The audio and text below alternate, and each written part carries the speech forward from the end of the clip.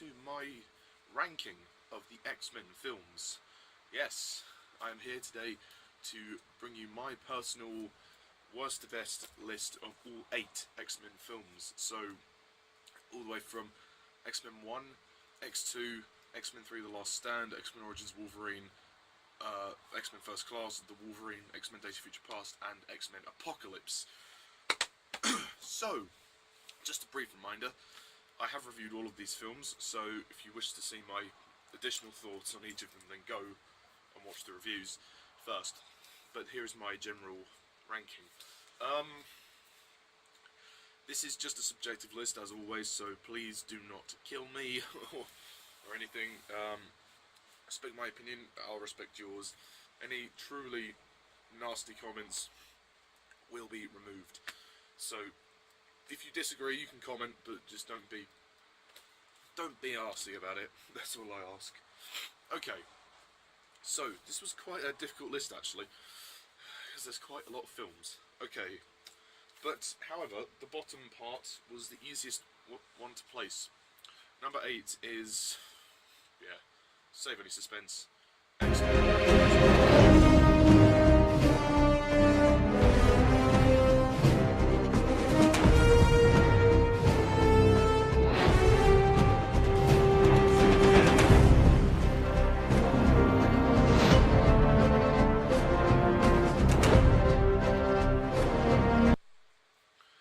This movie just sucks.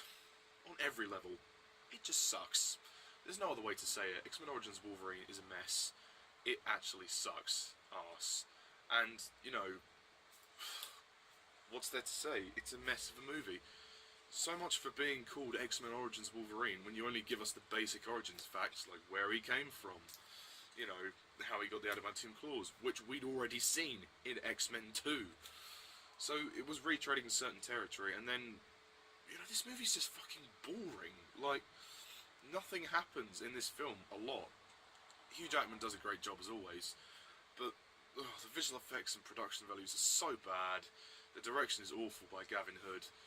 The CGI is unfinished. Like, it doesn't look much better than the pirate copy everybody got online, and it looks more like a rough cut, to be honest. I mean, it doesn't look finished.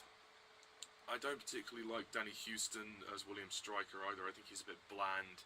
Just too many characters. I mean, the other films kind of get away with it, but these characters here are just so boring. You don't care about them. You have John Wraith. You have the Blob. You have Bradley. You even have Gambit, who appears for 5 minutes, and then he doesn't do anything else. There are a couple of decent action sequences, but yeah, this movie's a mess. The first 5 to 10 minutes are somewhat promising, and they're somewhat interesting, with seeing the young Logan and Victor, and then them fighting in the wars. You know, that's quite interesting, but after that, the movie just becomes a plethora of just filler. It's filler. And then it just starts to bore you to crap. I mean, and honestly, it's easily the worst of the series. There's just nothing here that will excite you, and they fucking screwed up Deadpool. Thankfully, the Deadpool film kind of fixed that issue, but this mistake is unforgivable, and Deadpool here is just utterly terrible. And they throw in loads of other mutants like Cyclops and Emma Frost as well, and they have Botox Xavier at the end, which is interesting. Ultimately, this is the one I've seen the least, and I never really rushed back to this one. No, never. There's some couple of good scenes with these old people. They're quite good, and it's quite sad when they die, actually. Kayla was okay. The Alkali Lake scene when he actually becomes, well, Wolverine, when he gets the metal adamantium in his claws, it's alright. It's okay. Like I said, somewhat decent action sequences, but doesn't make up for the very poor storytelling. Character development is shoddy, but Hugh Jackman gives an amazing performance. And, you know, it's just, the script is terrible. It's just not much of an origin story.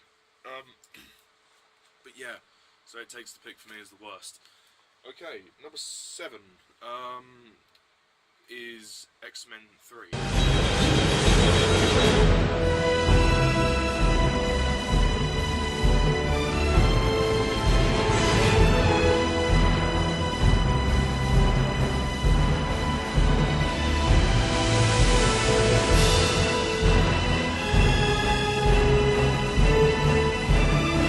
Mediocre ending to the X-Men trilogy, the original X-Men trilogy anyway. X-Men The Last Stand it's just, I don't know, like, it's not terrible. I don't think it's awful as everybody says it is, but it definitely doesn't feel like it belongs in the trilogy. That's something to be said. Brett Ratner is a fucking hack who cannot direct, apart from a couple of scenes, which I don't mind. The movie just, it's bloated. It's like it's a bigger film in a short. It's trying to do too much in a short space of time. Like the plots clash and they don't really interlock. Like, you know, the whole plot with the Cure, which I find very interesting, and the Dark Phoenix saga, which I also find very interesting. Both of them are wasted. They never intertwine. They never tie in, and it just doesn't work. It's like two films in one. It's like go with one or the other. Oh God. It kind of, you know, because the first two Bryan Singer films were they had a certain intelligence about them and they were very insightful. This doesn't really have any of that. It's more of an action film, which is fine, but it feels kind of dumbed down when compared to the first two. And well, what you get is spectacle. You get the big, fantastic action sequences. There is dramatic weight there, but only in minuscule. You know, you get some powerful scenes emotionally, but the rest of the film just doesn't hang together. So dramatically, it fails when compared to the first two. But there's a couple of emotional scenes which are really quite powerful, and the music is absolutely fantastic for this film. I think the acting is very good too, for the most part. I mean, Hugh Jackman as Wolverine again is great. Famke Janssen probably gives her best performance of the series as Jean/Phoenix. Cyclops is wasted again. Xavier's good, and the death of Xavier is done really well. I like that scene, and the finale is epic, like with the final battle and everything. And you just kind of wish it was longer. It's rushed. It's a short film. It could have been much longer, and it's quite a powerful ending, you know, when Wolverine has to kill Jean, but the characters are all over the shop. They waste so many characters. Why the fuck was Angel in the movie? I know his dad invented the Cure, but seriously, after that flashback, he literally has no place in the film whatsoever. He's wasted. He's absolutely wasted. Vinnie Jones's Juggernaut is just a fucking joke, you know. I'm the Juggernaut, bitch! Like, the script doesn't really work on this one. It doesn't really work. I mean, you've got impressive visual effects. Like I say, Ratner gives you the spectacle, but he doesn't give you the substance. It's, you know, spectacle over substance in this instance, and it really does disappoint. It really does suffer after X-Men 2. I don't think it's terrible. I still think it's okay. I think it's just okay. Like, you know, because you've got some emotional scenes and there are some fun action sequences, and the characters which they do develop are good. I like the Beast though. The introduction of Beast. He was the best new addition to the cast. But obviously, I mean, Nicholas Hoult becomes my favourite. Kelsey Grammer is good though. And in this film he does kick some ass at the end. But yeah, it's a fun action movie with some emotional scenes, but it doesn't have the power that you want it to have, which is a shame because it's the lost in the original trilogy. I don't know. I mean, it's just doesn't quite work, but it's not terrible. Okay, number 6. Number 6. This one might shock some of you. I feel really bad actually putting this one so low, but number 6 is gonna have to be X-Men.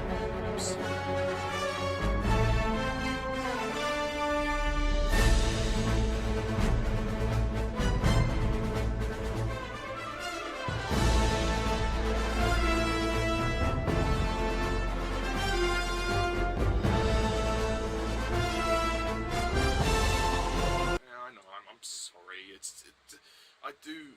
This is where we get to the good films of the series. I like X-Men Apocalypse. I do. It's a good film, but I just don't think it's as good as it could have been. Like, it's a fun movie. Don't get me wrong. I just think the story gets a bit confusing at times. Like Bryan Singer got a bit lost with the storytelling. I feel there are like X-Men 3. There are some powerful scenes, some really emotional scenes that, particularly with Magneto's character, that do work. But I feel that the second half kind of lets it down a bit, where they're just throwing a lot of action and stuff in there at the end. But the first half is good. It's promising, and you know it's good. I mean, the introduction of new characters is great, like Cyclops. Ty Sheridan makes for the best Cyclops we've had in the series. The new Nightcrawler, Cody Smith McPhee, he's good. Sophie Turner makes a pretty good Jean Grey, and it's epic at the end when she uses all of her powers to save Xavier. McAvoy and Fassbender again do a great job. Apocalypse as a villain is decent, I suppose, but yeah, it's nothing we haven't seen before. Like a generic kind of godlike figure who wakes up and wants to dominate the world in the new modern day and age. It's a concept that has been handled before. But I mean, this movie's pretty fun. You got some great action, some good characters. It's decent. It's decent. It's better than X-Men 3. Definitely better than X-Men 3 and the other and Origins. For me, it just lacked the emotional punch which some of the other films had, like Days of Future Past, X-Men First Class, and X-Men 2. It lacked the emotional punch of that. I don't have much to say about it. I mean, the Wolverine scene was good in Alkali Lake. That was quite good. And the Quicksilver scene was just fantastic again. I love the opening scene as well in Egypt. That was quite fun. And John Ottman does a good score as well. But it's just not as polished as the other ones. But I still think it's a good film. It's good. It's good. It's not great, but it's good. That's all I've got to say about Apocalypse. As I said, check the review out for my additional thoughts. Number 5. Number 5 and 6 were quite hard to place as to which one I preferred, but I gotta say, number 5 is...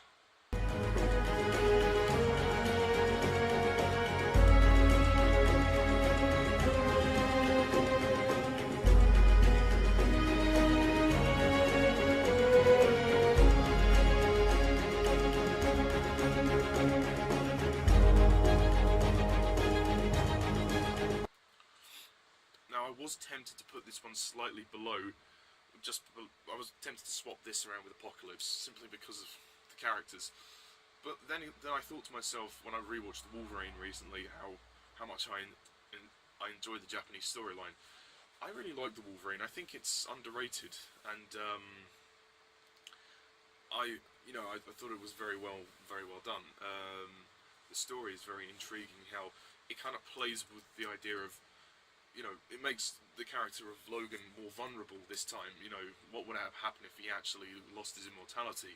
Because he's always been this pretty much perfect character who can just heal himself like that. This gave him a flawed persona, and it was an interesting take. It was a nice sort of spin around on the whole character of what it would be like if he was actually in physical pain. And you know, Yashida gave him the idea, you know, why don't you've lingered on quite a long life, why don't you, you know, you can always settle down and have a family. Because I love the fact that this film actually is a continuation of X-Men 3. It's basically, you know, it's X-Men 4, essentially. Wolverine's dealing with the death of Jean, he's trying to overcome that, and I like that. It's about him letting go of Jean, but also discovering that who he really is, essentially, who, you know, discovering, you know, where does he go from here, and, you know, how does he carry on with life afterwards, and how does he deal with, you know, with being physically vulnerable. And I thought that was a good idea, and his relationship, in relationship with Yashida was very interesting, in those flashbacks in Nagasaki. But the thing that lets this film down is the character development. The supporting characters don't get any development, and the whole kind of drama with the family, just the Ashton family, just doesn't hold up as much as the drama with Logan. It just feels like they're just there because they have to be, and you can't care about them apart from the odd couple of exceptions like Mariko and Yukio. They're good, but the rest of them, no. I mean, you know that Mariko's dad is an absolute prick, but you don't know why. Like, they just basically tell you, okay, these are these characters, then they just forget about them.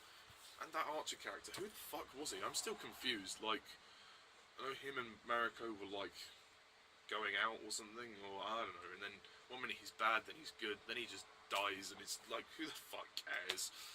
And you got Viper as well, who's like this, pretty much this carbon copy of Poison Ivy. She's a rip-off of Poison Ivy. She's not anywhere near as good, but my god, is she sexy. She is really sexy. She's hot. Her acting can get a little over the top at times, but she's not too bad. She's quite good. I don't mind the Silver Samurai stuff. A lot of people complain about it, say that it's a bit too comic booky at the end, but I personally don't mind it too much. I think the climax does get a bit drawn out, and it does bother me when he has the claws cut off on both hands. I don't know, I just found that really annoying when I watched it the first time. And I liked, I mean, Yashta barely appears in the film anyway, so you feel like there's not much of a main villain until the very end, so, but I liked the whole concept of him wanting to steal Logan's immortality to carry on with his life. I mean, that greed, you know, to see where that came from was very interesting. I think it's a very intriguing film. I don't think it's the best of the series, as I've rated it as number 5, but it's pretty good. I mean, it's pretty fun. There are some fantastic action sequences. Like that train scene is really good. I still prefer the Spider-Man 2 one, but the train scene here is pretty fun. You got the other action scenes like the funeral, and then the climax, which is pretty big and epic. It's great fun, and I love the setting of Japan. You know, bringing X-Men into another culture is very interesting, and this is probably one of the most, if not the most, visually stunning X-Men film. It is. I mean, it looks fantastic, especially on Blu-ray. Buy it on Blu-ray if you haven't got it on Blu-ray. I'd suggest getting this on Blu-ray. But yeah, that's pretty much all I have to say about the Wolverine. So halfway there, number 4 is going to be the original film, Where It All Started.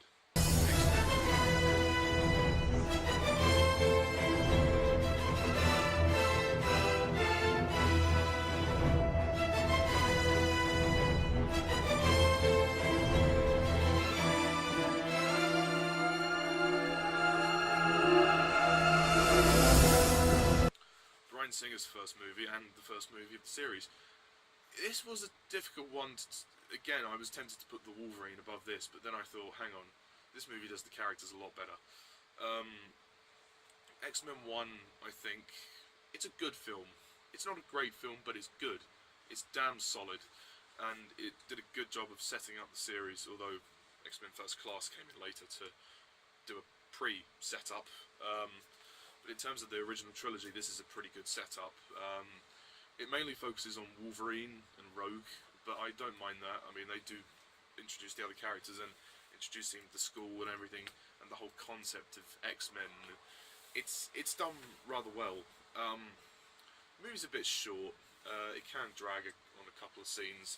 You could do with some more action sequences, but it's good fun, and it's very intriguing, and I love the social debate that it raises about, you know, racism and prejudice and discrimination about, you know, from the humans and the mutants, that there's this ongoing battle in society. You know, there's a fight for acceptance, and I mean the fact that they're you know, these fantasy comic book superheroes, that's just the bonus. That's just the added element.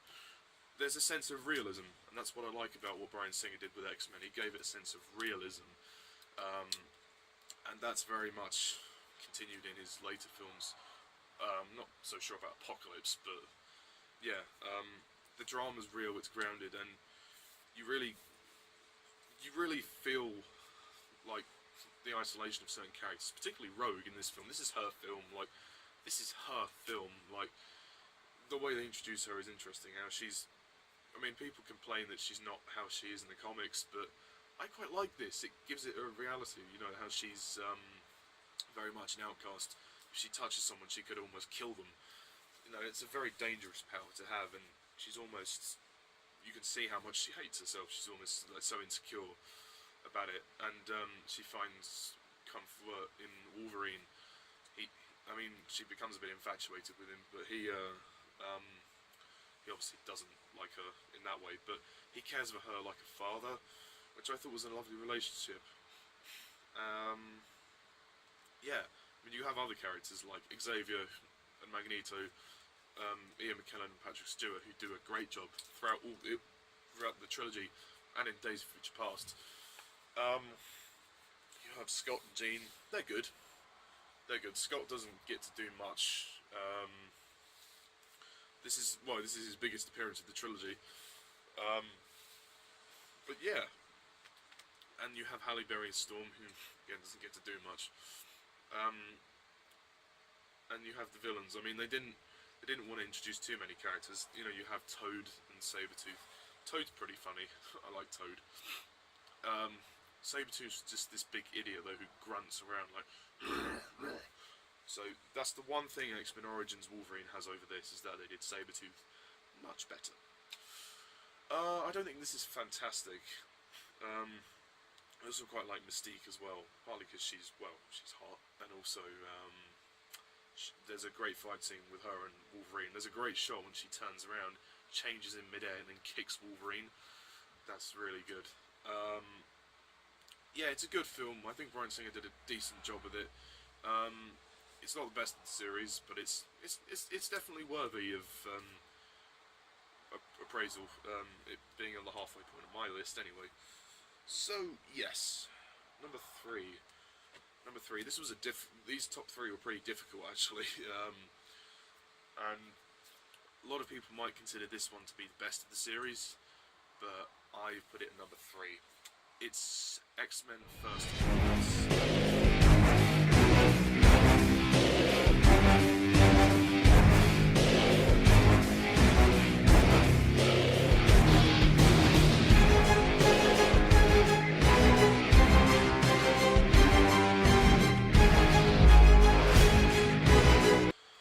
This movie's fantastic.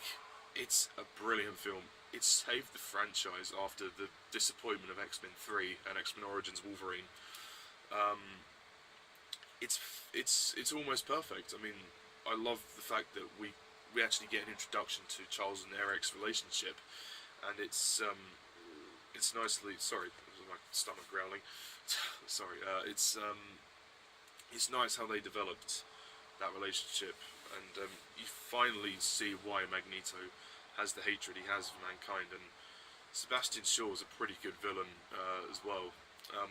But you have Michael Fassbender and James McAvoy who do a phenomenal job in this film at creating, you know, there's a sense of there's an odd kind of sense with their relationship. It's they're friends, but they have different ideas about the way mutants are chosen to be seen in mankind. But yeah, it's interesting. We have introductions to other characters like Beast, some newer characters like Banshee, Havoc. Mystique is here. Mystique is much better than she's ever been, really. Jennifer Lawrence does a good job here. They give her more of a character, which is nice, and I like the fact that she grew up with Xavier. That's an interesting twist that I didn't see coming when I first saw this film. The music is great too. Matthew Vaughn directs this film really well, and I just love the tension as well. Like, there's scenes with Magneto that are really intense, like in the bar, that scene at the end when he kills Shaw, and the part when he's in the bank, when he's going, when he takes the guy's tooth out. That's intense. The action's great too. There's not huge amounts of action, but when there is action, it's good. It gets a bit long. It can be a bit slow, but it's not a major issue. And there's a fucking amazing cameo from Hugh Jackman, who has the best line of the film. So there you go. There you go. Check the review out for additional thoughts. Number 2 is going to be, for me, X-Men Days of Future Past.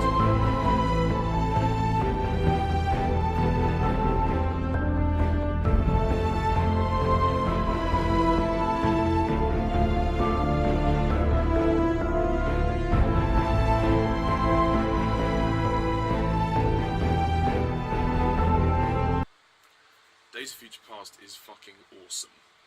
It's fantastic. I mean, you have all of these characters coming together. Like, you have past and future coming together. It's the film that connects all of the films and then strips them apart. That's what I said in my review. I stand by that statement. I really like it. I think it's fantastic, and I love the whole idea of the time travel concept. Surprisingly works for this. The plot, like, is brilliant. How they have to go and stop the Sentinels from being made in order to avoid this post-apocalyptic future. I think in terms of, like, story, like, Bryan Singer told this story really well. Like, it's very coherent. It's surprisingly coherent considering the time travel aspect. You can kind of follow it. And the Quicksilver scene is amazing. It's wonderful, and you know, seeing like Hugh Jackman interact with James McAvoy is very interesting. It moves at a good pace. There's some great action. It's a lot of fun. It's a lot of fun as well. But there's it's very epic as well. Like, because there's this huge war that they're fighting, and you really feel the tension here. I love, like, certain moments of, like, they hold out on the emotional drama really well. Like, it's one of the most emotional. Sorry about that. I got cut off there. So yeah, they hold out really well on those emotional scenes, particularly towards the end when Raven has to make that choice about whether to kill Trask or not. That is really powerful. And Magneto's speech about society fearing mutants, that it all comes together so well. And I think Bryan Singer did a superb job at marbling all these people together, and they created a great film. And it's the second best of the series for me because of that. And yeah, I love it. And music is great too. It's also great to see the two Xaviers have a scene together. That's very good. And the whole message about hope, that really rings true as well. But I'm afraid it's not my favourite film, because, as some of you may already know, my pick for the best X-Men film is X-Men 2.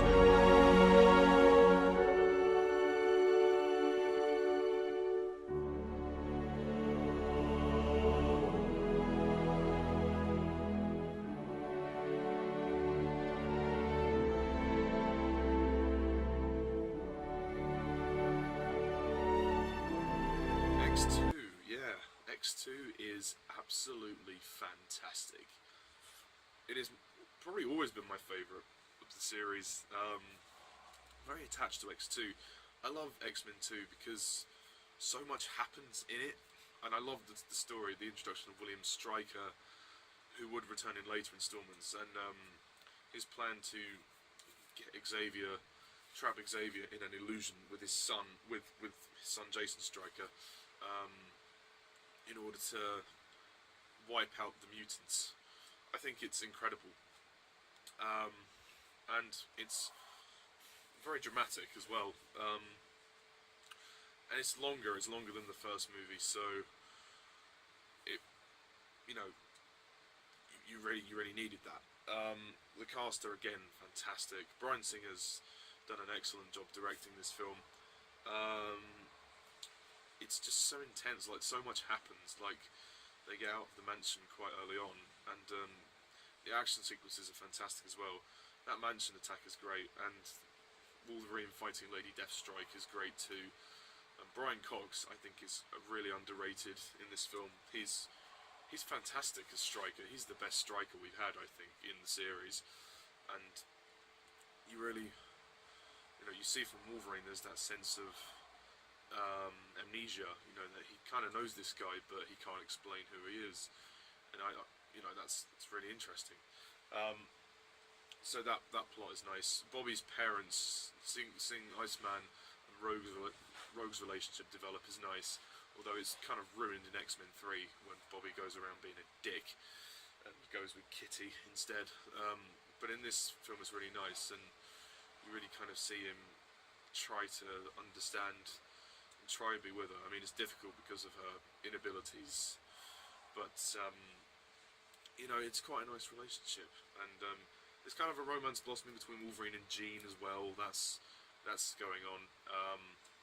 And they have to team up with Magneto and Mystique in order to stop Stryker, which I think is interesting. There's the kind of that three-way conflict. You've got Xavier, who wants everybody to just coexist harmoniously, Stryker, who wants to wipe out all the mutants, and Magneto, who wants to wipe out all the humans.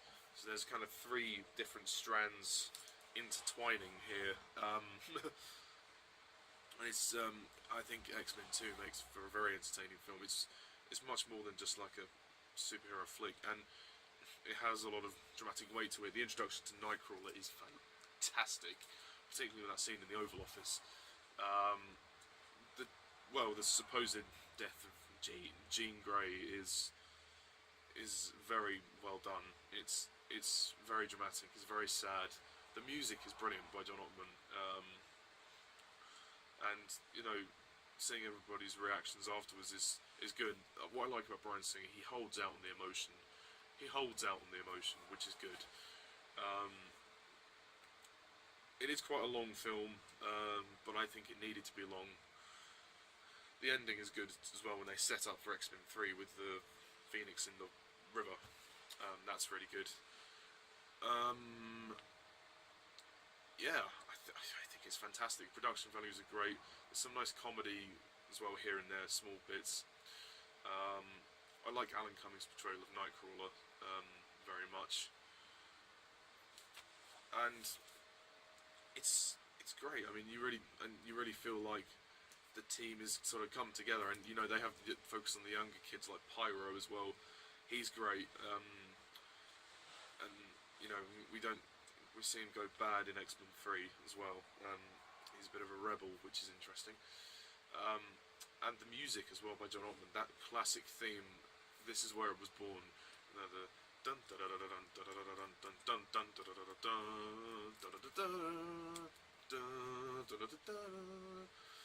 It's just brilliant. It's absolutely brilliant. And for me, I love X-Men 2. It will always be the best for me personally. I can see why people might find it a little slow and whatnot, but I don't find it slow at all. I think it's perfect. For me, it's one of the best, if not, well, it's the best of the series. Sorry, I'm trying to think of what to say. So yeah, that's really it. So that's my list, my ranking of the X-Men movies. Just to recap, at number 8 we have X-Men Origins Wolverine. At number 7, X-Men 3 The Last Stand. Number 6, X-Men Apocalypse. 5, The Wolverine. 4, X-Men 1. 3, X-Men First Class. 2, X-Men Days of Future Past. And 1 is X2. So yeah, that's my list. Feel free to agree with me, disagree with me, whatever. Put your comments down below and your rankings down below. Let me know what you think. That's it for my X-Men videos. I've also got to remember I need to do the Planet of the Apes ranking. And then I will be doing my review of Superman Returns as well. So yeah, I've got Superman reviews to finish. Sorry it's taken a while, it's just my life is very busy. I haven't got as much free time as I used to have, so that will change soon. I'll be on a summer break soon in college, so that'll be all good fun. Anyway, adieu for now, folks. Thank you all for watching. I'm Mr. Davis11, and see ya.